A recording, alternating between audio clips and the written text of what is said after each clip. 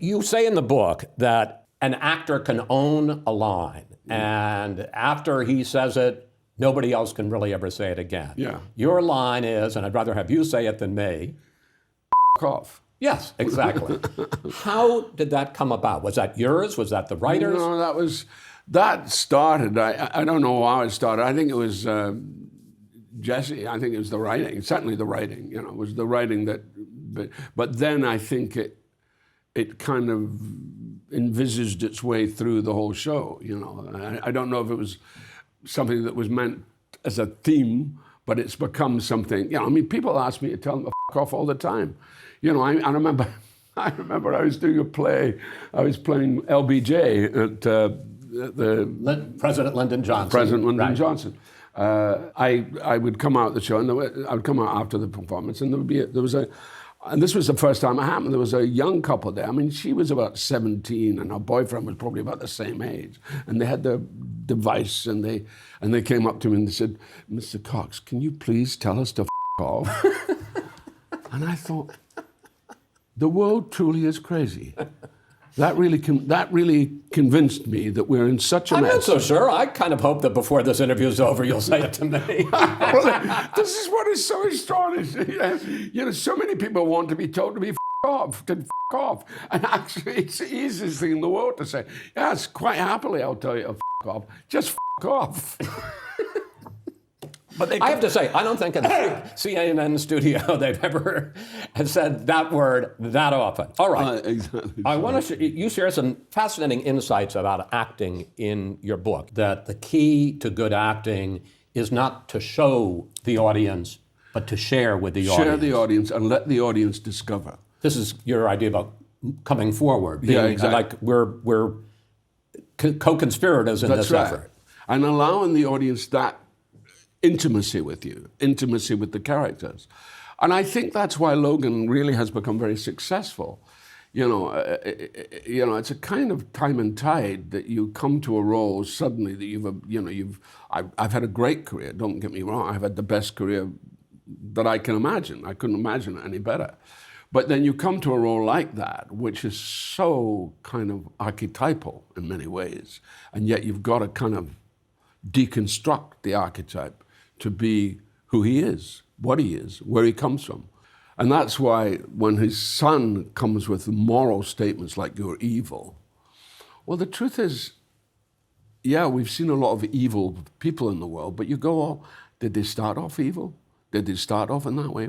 How do you get to that point where somebody regards you as evil? How do you get to that point where your disappointment in humanity has reached and clearly, that's the one thing that Logan and I have in common, because we're at an age now where we feel, Jesus, what, sorry, I have to say it, what a up life is. What an absolute up it is. You say in the book, there are no big or small parts, there are just short and long parts. Absolutely. You say, do your job and move on, and actors are desperately insecure. Yeah. Do people in your business line of work tend to inflate what it is you do for a living? Oh, no, I think it's a hard question that. We possibly do out of our own vanity. Yeah, maybe we overinflate it. But I also think, I go back to what the intention of acting is, what the intention of the theatre is. And Shakespeare says it better than anybody. He talks about holding the mirror up to nature. And that's our job. That's what we have to do. And every aspect that we have to reflect what's going on in life. And, the great actors are the most human. Like Tracy, to me, is one of the great Spencer Tracy. Yes. Spencer Tracy is the greatest screen actor of all time. I can watch him endlessly. He's also naughty, by the way, but because I'm now getting his technique because I've become a Tracy watcher. But he's so gifted and he's so true. He's always true. Talking about the craft, you say that voiceover work is your passion. Yeah. And here you are doing, with just as committed, just as effective as anything else, a commercial for McDonald's. Yeah. Oh, Here you are. You could count how many sesame seeds there are on top of the hot and deliciously juicy Quarter Pounder. Or you could just eat them. The hottest, juiciest Quarter Pounder yet. It's perfect. Made perfecter. Ba-da-ba-ba-ba. So I have two This reactions. is a shock. I never imagined I'd be seeing this. So first of all, you're very good. I want to eat that hamburger. You make me want to eat it. But is there never a thought, I'm Brian Cox, this is beneath me? Oh, no. No, I don't believe in all that. I'm an egalitarian. I don't. This is what I loved about this country. Unfortunately, it's not as egalitarian as it's supposed to be, but it's not. But that's what attracted me about America. I don't believe that anything's beneath me. I believe that it's, that we follow our mercenary calling and draw our wages. It's a mercenary calling, and sometimes we play King Lear or Titus Andronicus or Bach or Churchill. Those great roles, and then the opposite is McDonald's, and give unto Caesar what is Caesar's. I love doing McDonald's. I enjoy it because it's funny, it's witty, and the copywriters are doing a great job. It's one of the wittiest things there are, and that's why I love doing it. I love that challenge. You grew up in Dundee, Scotland, in real poverty. Your dad died when you were 8 years old. Your mom had mental health issues. When you were 14, you joined a repertory company, and sometimes, you say, you would sleep in a little nook under the stage.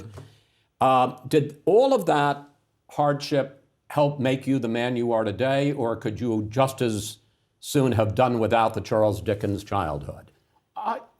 Your life is your life, to lose one's dad at the age of 8 is awful for anybody. To having a mother have a series of nervous breakdowns because she felt guilty, because my dad was incredibly generous, and my mother's great cry was charity begins at home. So there was a conflict already in there. But the irony was, Chris, I never felt it. I didn't feel I was in a bad place. I felt I was heartbroken, but I didn't feel that I was, I just thought, well, I've got to deal with it. I've got to cope, my coping mechanism, I had no idea existed until all that happened to me, and I just got on with it. And my education was a disaster, but I knew what I wanted to do. I always knew what I wanted to do. I always knew I wanted to be an actor. You have made it very clear that when Logan Roy's story ends, your career doesn't end. You say the only way you see this ending is in a pine box. Yeah. It's a stop on the highway. It's been a great highway, by the way, but it's a stop. And it's a wonderful stop. I don't, in any way, I would never degrade it. It's been a fantastic time. One of the best times, but I'm going on. I'm going to direct my first movie, which I'm doing, which is my love letter, our love letter. The writer and I were both Scots. It's a love letter to Scotland. And then I'm going to do Bach, and a play about Bach written by a friend of mine. And then in January of 2024, I'm going to do a play that I've wanted to do for years, which is Long Day's Journey into Night. And I'm going to play James Tyrone. And I'm really looking forward to it. So I'm going to go back to the theatre. And I feel that I need to get back to the theatre because I need to know if those muscles are still working or not.